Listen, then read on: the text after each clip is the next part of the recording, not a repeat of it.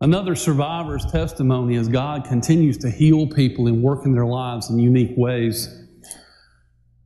After receiving plates and screws in my back because I was told that I would be in a wheelchair within 6 months if I did not, I fell in our garage.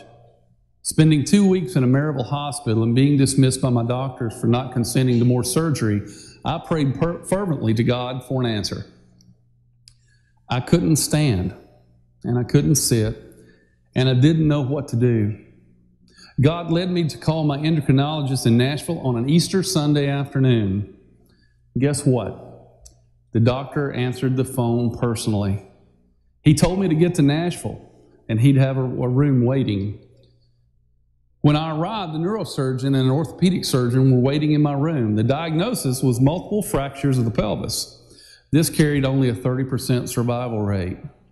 Thanks to the providence of God, I received the right doctor and diagnosis and am here to share His goodness with you. And this is the testimony of Hazel Cannon. We're about to see a video that are from 3 women who have done war with cancer. But before we do that, let's read the Word of God together. Even though I walk through the valley of the shadow of death, I will fear no evil, for you are with me.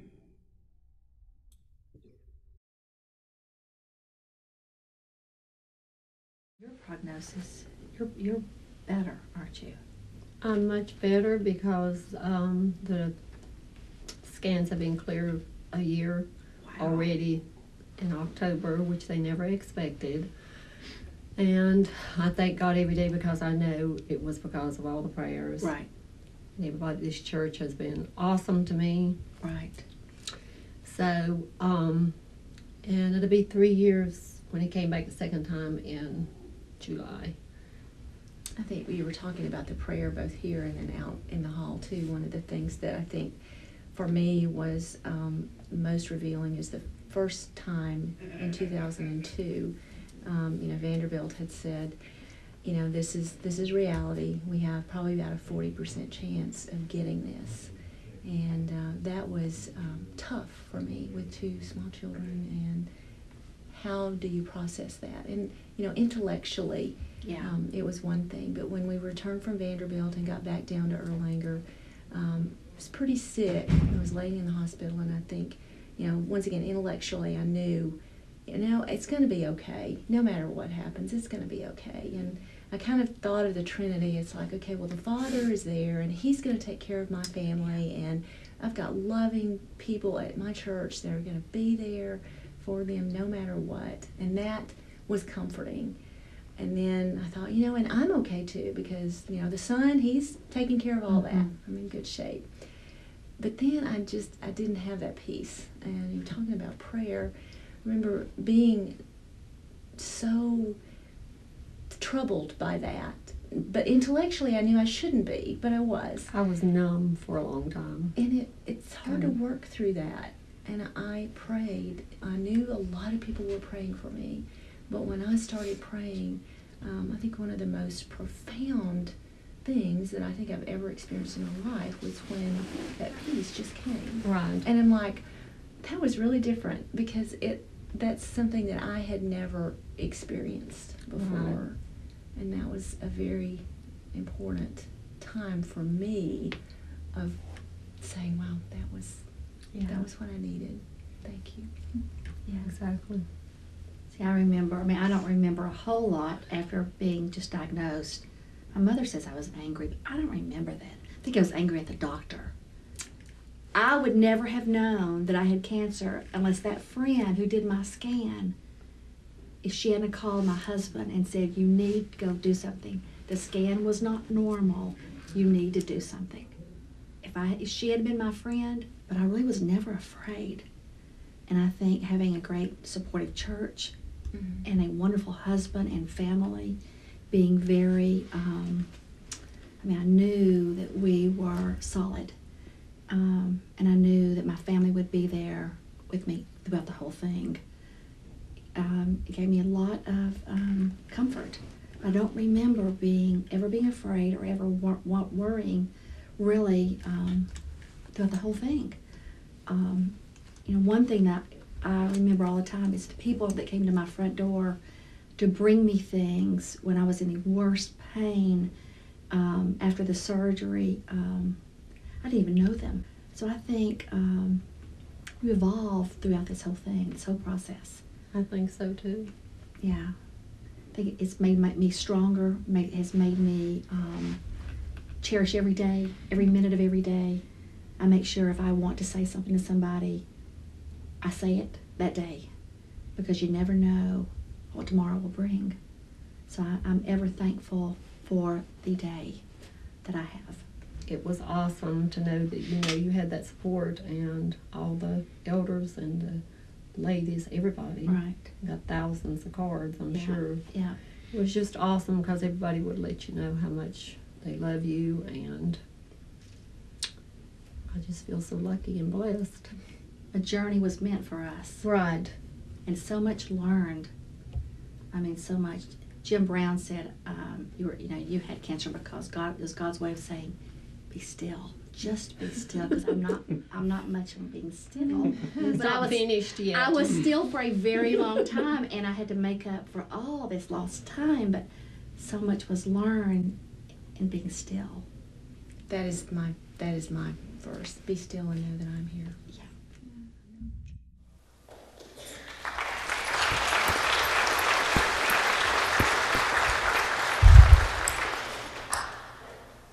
If you know Jan Hudgens, you know being still is not her strong suit. These women, it just took a lot of courage to get on tape and tell their stories, and I'm so appreciative that they were able to do that. And in Romans chapter 8, we're told that we know this, that God works together for the good, or works all things together for good, for those that love Him and are called according to His purpose. But what God never promised is that all things would be good. And it's amazing that with these survivors that we're talking about this morning, how they look at that point where things weren't good and saw God's hand in their heartaches and their troubles and their doubts, and saw how He was mixing it together, working it together to make things good. Another testimony this morning. It says, I have escaped death on several occasions. Actually, my sister is in possession of my death certificate. The doctor who delivered me told my parents that I would be stillborn. So while I was being born, so to speak, my father was outside on a cold, snowy day digging my grave. When he came in from the cold, he picked me up with his cold hands, and I began to cry. I've survived several incidents that should have caused injuries, a fall from a high scaffolding, attacks from fights, even being hit by a car as a child while I was on my bicycle. But as God would have it, I was never hurt in any of these situations. I was even in the hospital for 2 weeks due to insecticide poisoning. And I was not expected to live, but after surgery, I survived. It was only after giving my life to Christ that I have found true friendships. I have so many things to be thankful for. I'll tell you, before we show this, he did not write this testimonial because he can't read or write. He sat down and shared this with me, and I put it on paper, and this is the testimony of Fred Slater.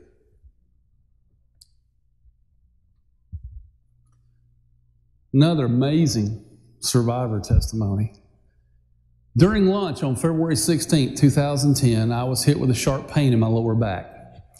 This pain literally knocked me out of my chair and on the ground. I called my physician to ask if this could be a side effect from the cortisone shot I'd received earlier that morning. He said no, and I should get to the emergency room immediately. I called my wife and told her what happened, and within a few minutes, we were on our way to North Park. By the time we arrived, the pain was unbearable, and they brought out a wheelchair and took me straight to triage. It took 5 shots of morphine to relax the pain enough for me to lie down. Before the MRI was complete, the hospital had called for an ambulance to take me to Memorial downtown for surgery. Once I got back to the room, the doctor came in. She looked at my wife and I and said, "You have a ruptured abdominal aorta aneurysm. We're sending you to Memorial for surgery. You need to call the family because you will probably not make it to surgery." Of course, my wife called the church first and told them to send someone because I might die. She called the girls and my parents and told them to meet us right away. I turned around and Joey was standing there. I remember telling him, I'm going to be okay, but if I die, watch after Pam and the boys. In the ambulance, the EMT said, I'm sorry, there is nothing I can do to help you except get you to surgery before you bleed out. We arrived, and I was rushed straight to pre-op. In the room was full of medical staff. And they started cutting my clothes off of me, putting it in IV, and started a main line. One person was there doing paperwork. He asked questions like, do you have a living will? Who is the next of kin? And this was the third person in less than an hour telling me I was going to die. During all the chaos, I felt very peaceful, not worried about the outcome because I knew God was in charge. A few hours later, I woke up in ICU. What a miracle.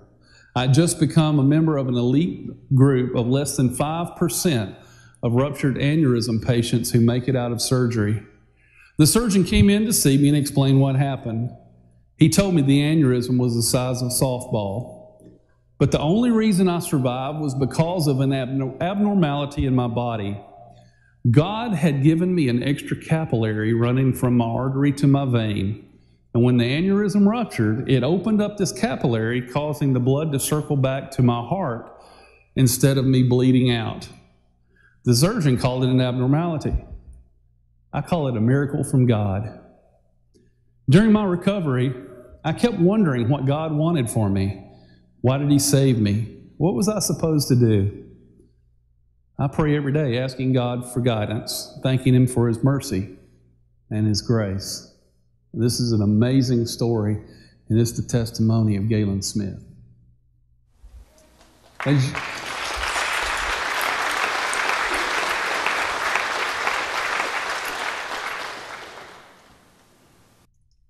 If you don't believe that God works in our lives, hear these stories of how He intervened.